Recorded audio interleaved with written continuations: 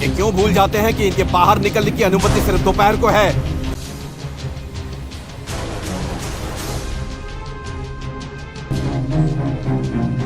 हमारी पाली हुई गाय के मूत्र से अपना घर साफ करेंगे और हमारी परछाई से डरते हैं।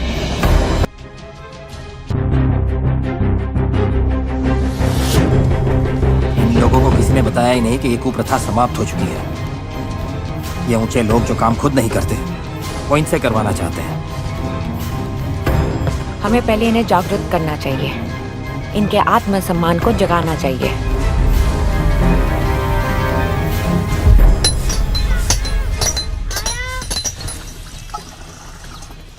अगर हमारी बेटियां सीखेगी तो वो लोग हमें हमारे घर से ही निकाल देंगे। क्या करेगी पढ़कर? थोड़े दिनों में तो लगन होना है इसका। माई, इतनी जल्दी लगन करा के इसकी जिंदगी क्यों खराब कर रही हो? मत छू, आपको पाप लगेगा। आप इन सब में विश्वास रखती हो? अगर ये पढ़ेगी तो हमारा धर्म भ्रष्ट हो जाएगा और इसका पाप हमें भी लगेगा।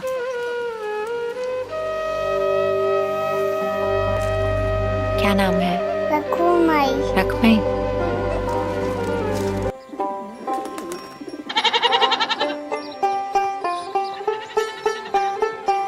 15 मई से हमारा स्कूल शुरू हो रहा है और मैं चाहती हूँ कि आप अपनी बेटियों को जरूर भेजें। अंग्रेजी तालीम लेने बेटियों को घर के बाहर भेजें?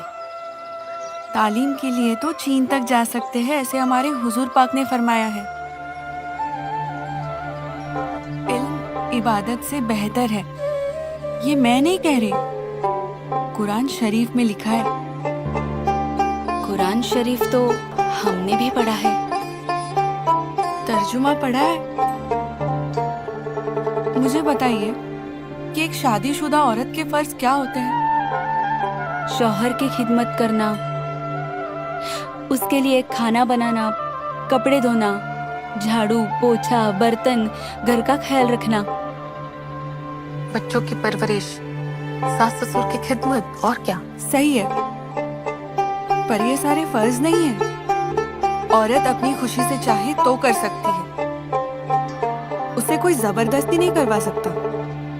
यहाँ तक कि ये भी लिखा है कि औरत अपने हर काम के एवज में शौहर से पैसे भी मांग सकती है। क्या बात कर रही हो फातिमा, यहाँ तो हक महर ही नहीं मिलता, काम करने का क्या खाक देंगे? हमारी औरतों और बच्चियों को अपनी तरह बेहया बनाना चाहती हो? इमाम साहब, तालीम हासिल करना बेहयाई है? दीन की तालीम हासिल करना सवाब का काम है।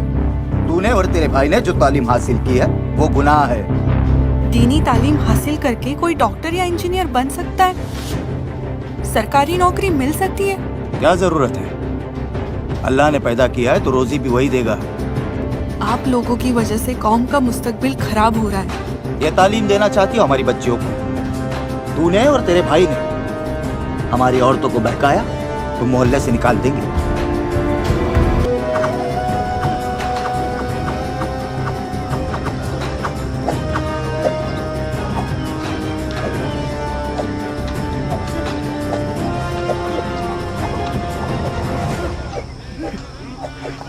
प्रणाम लो जी। प्रणाम। आओ, देश को तुम्हारे जैसे युवाओं की आवश्यकता है। आओ उतारो ये सब। जी, मेरा यहाँ आने का उद्देश्य कुछ और है। किसी व्यक्तिगत उद्देश्य से? आपके बल के लिए नहीं, आपकी प्रतिष्ठा के लिए।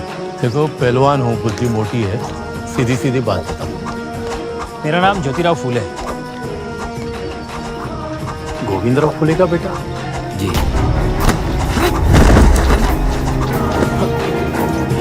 अंग्रेजों के दलाल, उनका साथ दे रहे हो जो देश को गुलाम बनाना चाहते हैं। धिक्कार है। हाँ, धिक्कार है मुझ पर। मैं देश को सबसे बड़ी गुलामी से आजाद करना चाहता हूँ, दबे कुचलों को उठाना चाहता हूँ।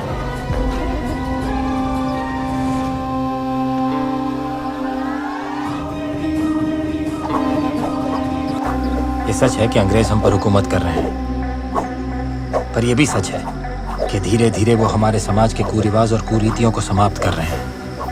जिस शिक्षा पर सिर्फ ऊंची जाति के पुरुषों का अधिकार था, अब उसी शिक्षा पर हर जाति के स्त्री और पुरुष दोनों का अधिकार है। ये अंग्रेज बहुत धूर्त प्राणी है, जरूर इसमें उनकी कोई चाल होगी। आपको सच में लगता है कि शस्त्र और बल के आधार पर हम अंग्रेजों से जीत सकते हैं? तुम्हें पता है पूरा देश महासंग्राम की तैयारी कर रहा है। और ये महासंग्राम तभी शक्य है जब इस देश का निचला वर्ग और मध्यम वर्ग इसमें जुड़ेगा। Equality, fraternity and liberty through education. तेरा ये गणित मेरी समझ के बाहर है। वो इसलिए क्योंकि आपने ज्ञान अर्जित ही नहीं किया। क्या आप भी यही चाहते हैं कि आने वाली पीढ़ी भी ऐसे ही मोटी बुद्धि रहे? तुम्ही काय ऐकताय? चला व्यायाम करा। चला। मैं जानता हूँ छोटी जातियों में आपकी काफी प्रतिष्ठा है। आप चाहे तो उन्हें प्रभावित कर सकते हैं।